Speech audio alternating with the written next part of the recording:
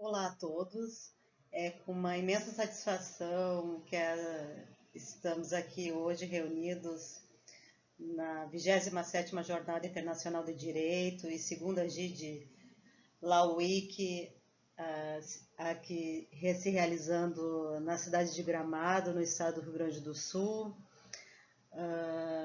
Meu nome é Cristiane Bortoluzzi Corino, eu sou advogada há 23 anos, mestre em geomática, análise e gerenciamento ambiental, especialista em educação ambiental pela Universidade Federal de Santa Maria, minha saudosa terra, e atualmente curso doutorado em Ciências Jurídicas no programa de pós-graduação em Direito pela Universidade do Museu Social Argentino em Buenos Aires. E com uma grata satisfação venho aqui hoje para conversarmos um pouco sobre as mudanças climáticas do IPCC 2023, sob a perspectiva dos passivos ambientais e o surgimento do estado de emergência climática e de coisas inconstitucional em matéria ambiental. Começo de antemão definindo o que é o IPCC para a Organização das Nações Unidas. O IPCC, que é o Painel Intergovernamental de Mudanças Climáticas, que ele é baseado no método complexo e segue uma série de etapas. Ele se inicia com uma reunião onde é delineado de maneira sumária o seu perfil, seus objetivos, seu cronograma e orçamento. Ele é formada uma comissão encarregada de conduzir os trabalhos e selecionar os autores, os revisores, a redação. Temos vários brasileiros envolvidos no IPCC há muitos anos. Depois de revisado, o relatório volta para a comissão e é submetido à aprovação, e aí é adicionado notas, caso seja necessário. Em 2014, o relatório intergovernamental de mudanças climáticas do planeta, ele definiu o que é mudança climática. E nessa definição de mudanças climáticas, ele acresceu que a mudança recente do planeta é devido às atividades antrópicas. Então, o que ele disse? Mudanças climáticas é uma variação estatisticamente significante em um parâmetro climático médio.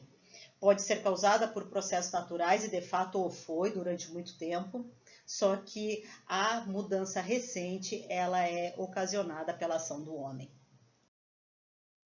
Aqui trago a consideração de vocês para nos situarmos nessa temática dos IPCCs, para quem é recente nesse estudo, um histórico. Em 88, ou seja, mais de 30 anos, foi criado e ali foi falado pela primeira vez, foi dado um alerta para a redução dos gases de efeito estufa. 2 anos após, em 1990, tivemos o primeiro relatório de mudanças climáticas. Nesse primeiro relatório, o IPCC, ele prospectou 2 tratados climáticos, o de Kyoto, em 97, e o Acordo de Paris, em 2015. Em 95, na COP1, foi o segundo relatório e ali foi definido os compromissos legais para Kyoto, sempre focando em Kyoto nesse primeiro momento. Em 96, na COP2, como é bem conhecida, o IPCC ele se tornou a base de todas as decisões referentes ao clima do planeta. Em 88, eu fiz questão de abordar essa questão, como estamos falando também de passivos ambientais. Em 88, na COP2, em 88, na Argentina, foi criado o conceito de responsabilidade histórica dos emissores de gases de efeito estufa. Aí foi falado dos passivos ambientais, pela primeira vez. Passivos ambientais dos grandes poluidores. Em 2001, no terceiro relatório, foi constatado as evidências concretas do papel do homem nas mudanças climáticas. Em 2007, na COP13, foi criado o que eles chamaram de Mapa do Caminho, com 5 questões. A visão compartilhada, a mitigação e adaptação, que nós vamos ver na sequência do nosso estudo e que se refletiu nos relatórios subsequentes, a adaptação, a transferência de tecnologia e o suporte financeiro. No quarto relatório do IPCC, ainda em 2007, foi falado pela primeira vez em florestas em pé, como uma fonte de mitigação das emissões de gases de efeito estufa. E também instituído o Fundo de Adaptação às Mudanças Climáticas, sem, contudo, a indicação da fonte de custeio, sem qualquer tipo de rubrica orçamentária. Em 2013, tivemos o quinto relatório do IPCC. Pela primeira vez nesse quinto relatório, foi falado no aquecimento e na elevação das águas do oceano, né? A acidificação e também que a ação antrópica, a ação do homem, foi a responsável por essa mudança recente, por esse aquecimento do planeta e a elevação do nível do mar. No quinto relatório foram constatados, o que depois foi ratificado nesse último relatório do IPCC, que o nível do mar subiu 20 centímetros de 1900 a 2012. As zonas costeiras, como Maceió, por exemplo, eles fizeram nesses últimos 2, 3 anos barreiras de contenção da elevação do nível do mar. A pequena ilha de Pari, na Indonésia, perdeu 11% do seu território em 11 anos. Tanto é que aí podemos falar, trazendo o gancho da litigância climática, podemos falar que a pequena ilha de Pari, na Indonésia, ela ajuizou uma ação contra a empresa suíça do ramo de cimento por conta da emissão dos gases de efeito estufa. Aí nós temos o passivo ambiental pela perda do território.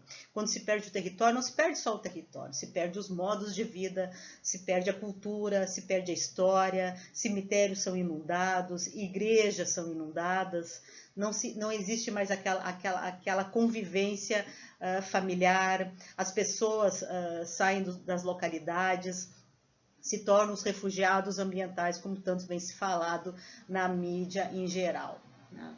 Nesse quinto relatório foi falado muito sobre a adaptação. O que é a adaptação?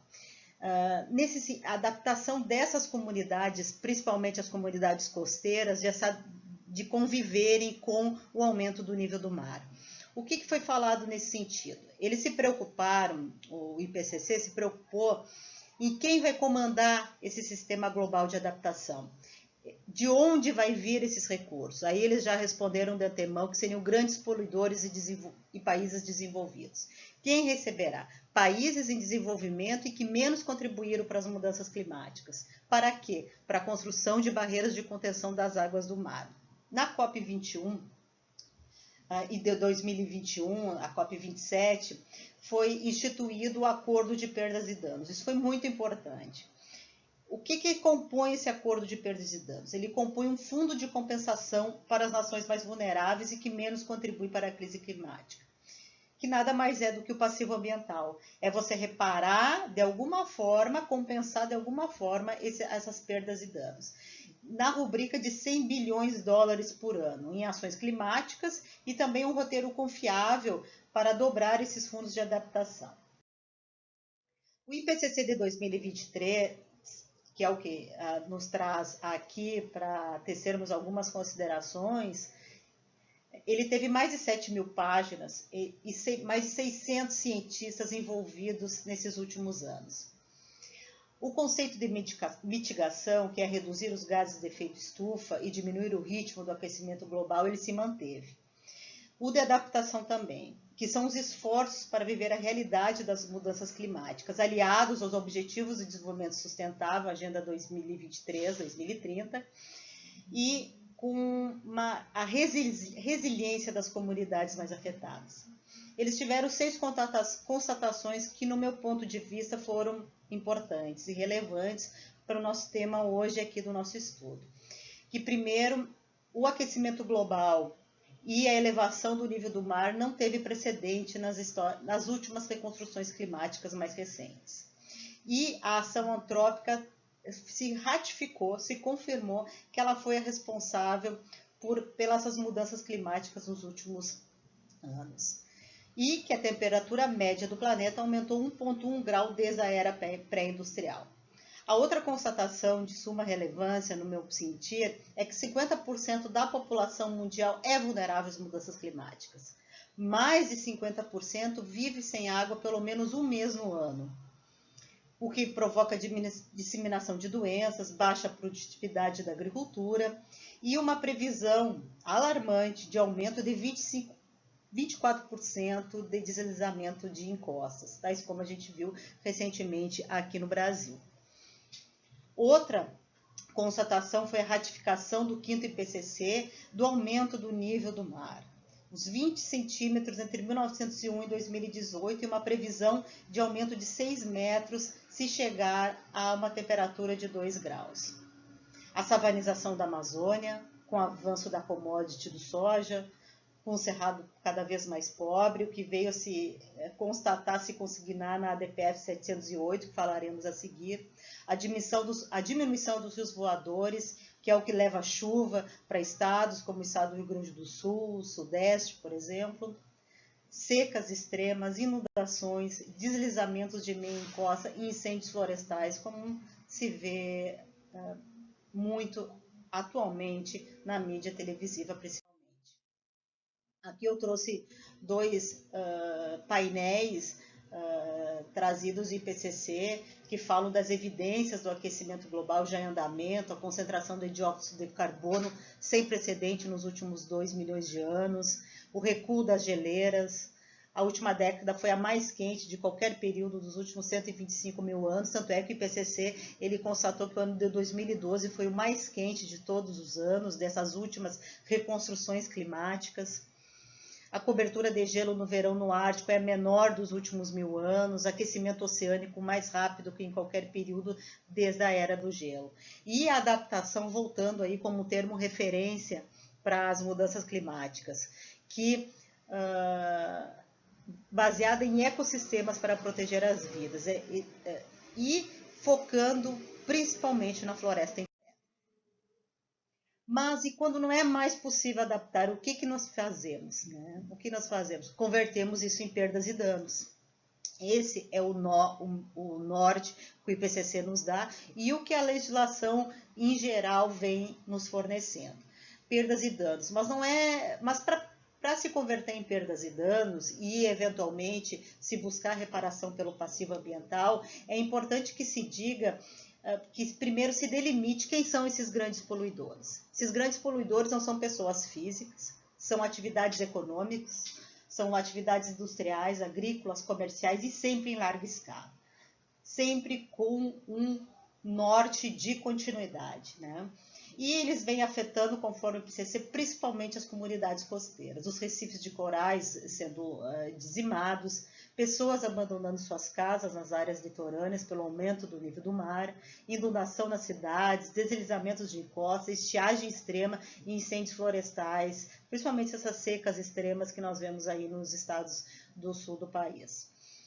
E a Lei da Política Nacional de Mudanças Climáticas, trazendo o gancho aqui para o Brasil, ela fala dessas perdas e danos e é precursora nisso, pelo menos no meu entendimento. Eu que estudo passivos ambientais há tantos anos, vejo na Lei de Política de Mudanças Climáticas um alento para buscarmos essa responsabilização desses grandes poluidores, né? Então, essas perdas e danos elas podem ocorrer em função de eventos graduais, como aumento da temperatura, elevação do nível do mar, perda da diversidade biológica, acidificação do oceano, etc. Mas ela veio acrescentar também os eventos climáticos extremos. Daí se pergunta como, né, numa ação judicial, por exemplo, ou num pedido junto à ONU, à Comissão Interamericana de Direitos Humanos, vamos questionar essas perdas e danos por conta dos extremos climáticos, né? Então, mas ela traz ondas de calor intensas, secas, inundações. A COP27, como eu havia falado no início, quando ela traz o fundo de perdas e danos para compensações das nações mais vulneráveis, que pouco contribuíram para a crise climática, é uma estratégia nesse sentido. São os passivos ambientais que são deixados no tempo e no espaço e que, de alguma forma, temos que buscar a responsabilização. E o que é passivo ambiental? Aqui eu trouxe dentro inúmeros conceitos que as ciências exatas vêm trazendo sobre passivos ambientais. Eu trouxe 2 conceitos para ser um pouco mais sintética, que é o da ONU e o da Agência Governamental Ambiental Americana. A ONU ela passa a exigir quando há uma obrigação legal ou contratual, ou há uma política interna dentro da empresa ou da administração pública para compensar, mitigar ou reparar eventual passivo ambiental, ou há uma divulgação por parte da administração pública ou da administração de entidades privadas, de que eles estão decidindo nesse sentido, eles estão decidindo prevenir e reduzir ou retificar algum dano ambiental que eles entendem de sua responsabilidade, e de qualquer forma que é cumulativo essa linha B, como vocês estão vendo aí no slide, que é o valor da exigibilidade que deve ter um valor estimado. Quanto a esse ponto de quantificação de passivo ambiental, deixo um pouco de falar sobre isso nesse primeiro momento para uma nova palestra, uma nova exposição, eventualmente, que é uma metodologia própria de quantificação de passivos ambientais, né? Já estudei há alguns anos sobre isso e há a possibilidade de quantificá-lo até antes dele ocorrer. E a EPA americana, ela fala muito parecido, ela traz um conceito muito parecido com o que nós temos aqui no Brasil de obrigação propter rem, que traz o direito civil, que é uma obrigação adquirida em decorrência de transações anteriores ou presentes, que provocaram ou provocam danos ao meio ambiente ou a terceiros de forma voluntária ou não, e que trazem, no caso, não é só dinheiro, não é só prestação em pecúnia, mas também prestação de serviços futuros. Seria como se fosse uma reparação e também serviços ecossistêmicos que poderiam aí de alguma forma compensarem o passivo ambiental. Aqui eu faço um adendo, coloquei no slide, se eu não me engano, que é o Fundo de Perdas e Danos, que é uma ferramenta importante para isso, para compensar o passivo ambiental.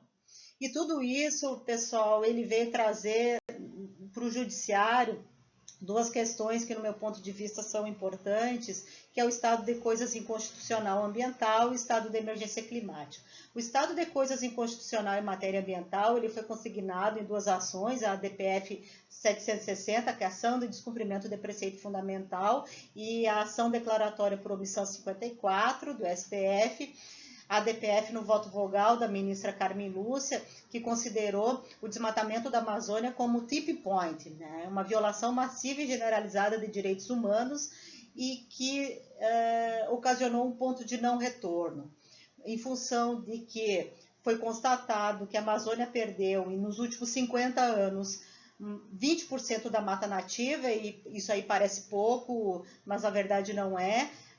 Trouxe aqui para vocês, para se ter uma noção de dado, de quanto que é isso em território. Os técnicos eles constataram que foram 8 mil quilômetros quadrados de áreas desmatadas, que isso equivale a quase 3 estados do Rio Grande do Sul, desmatados em 50 anos.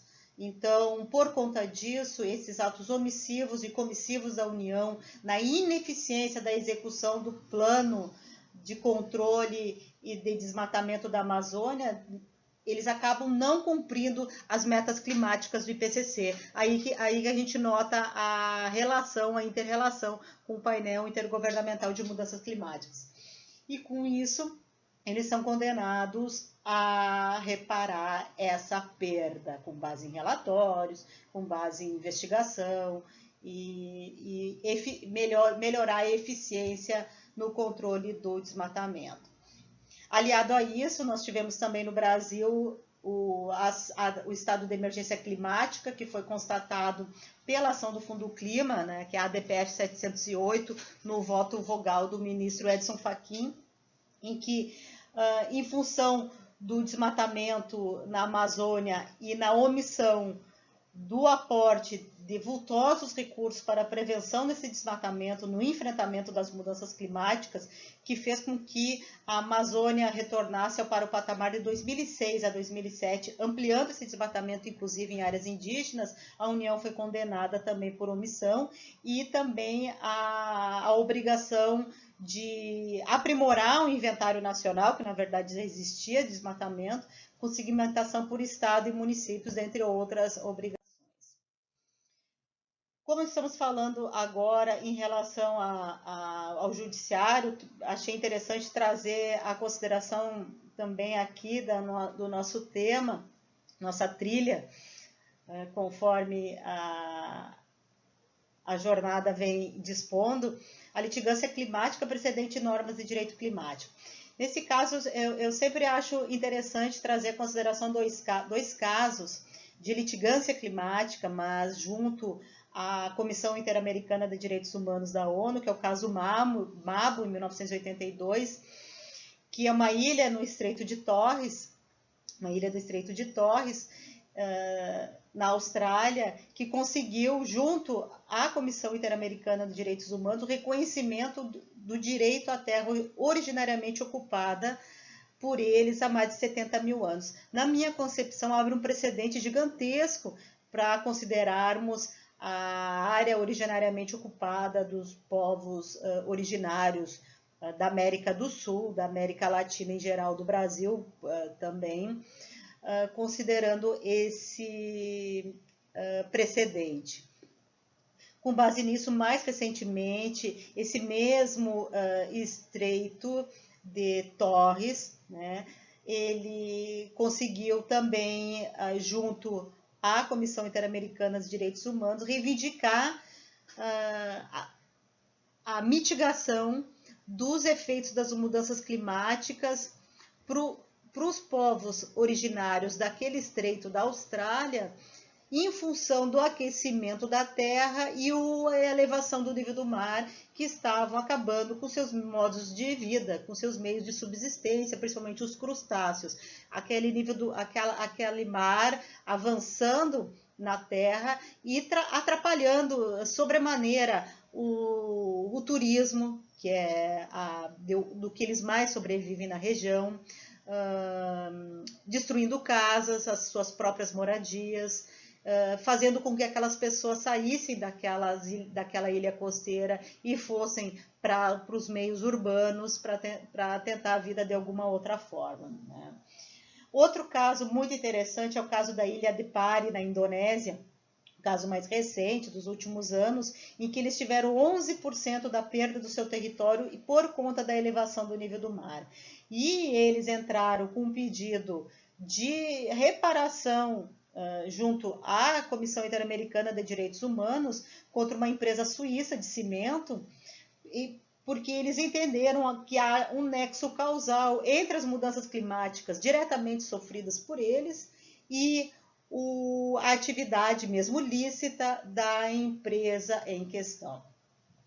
Também temos como precedentes e normas de direito climático a opinião consultiva 23 de 2007 da Comissão de Direitos Humanos da ONU na Colômbia, que foi um caso da Colômbia, que teve o marco da ecologização da corte, onde se consignou pela primeira vez o meio ambiente como sujeito de direitos.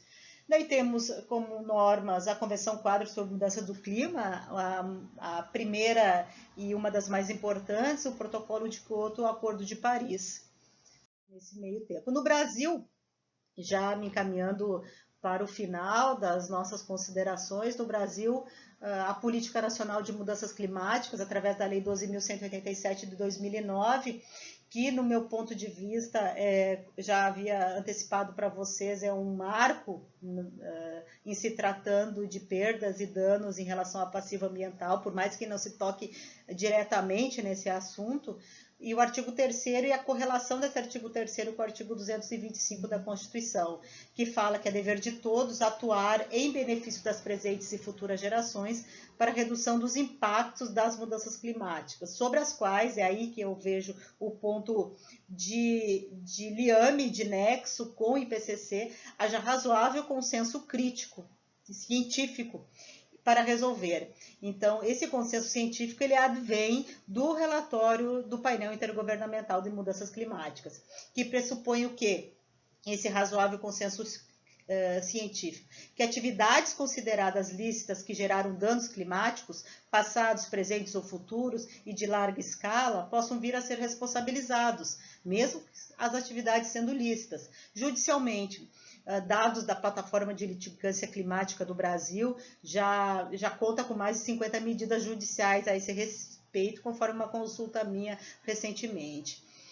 Também temos aí um outro aliado nessas mudanças climáticas, nessa mitigação das mudanças climáticas, um regime fiscal favorecido de biocombustível, que foi o acréscimo ao inciso 8º, o inciso 8º ao parágrafo 1º do artigo 225 da Constituição Federal de 88, que trouxe esse regime fiscal favorecido. buscando o desinvestimento em combustíveis fósseis e o investimento em biocombustíveis, em combustíveis de matriz natural. Eu faço um link aqui com o princípio de desinvestimento de Portugal, que o professor Dr. Tiago Fürstensafer, defensor público do Estado de São Paulo, já vem falando há muito tempo em seus estudos, em suas aulas sobre isso, porque Portugal tem uma lei do clima muito avançada.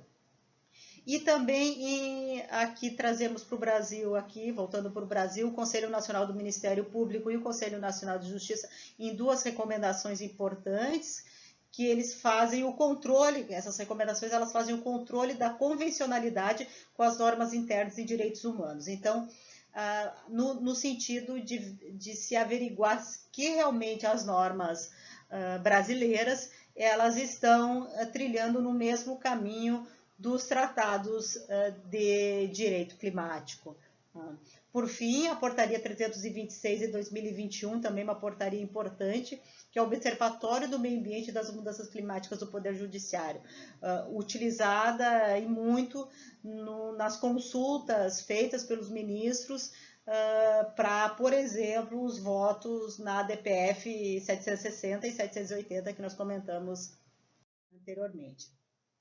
E, como conclusão, podemos destacar que o direito ao clima estável é um bem jurídico protegido nacional e internacionalmente, como nós vimos, e o IPCC foi o instrumento escolhido para o estudo do clima no mundo, na COP2, em 1992, e que manter o aumento da temperatura da Terra abaixo de 1,5 grau ainda é possível, mas apenas se agirmos imediato. Isso foi uma das conclusões do IPCC, que vem sendo ratificado há muito tempo, inclusive, e que o investimento público e privado para os países que precisam se adaptar às mudanças climáticas são as comunidades vulneráveis, que pouco contribuem para a elevação do nível do mar e o aquecimento do planeta.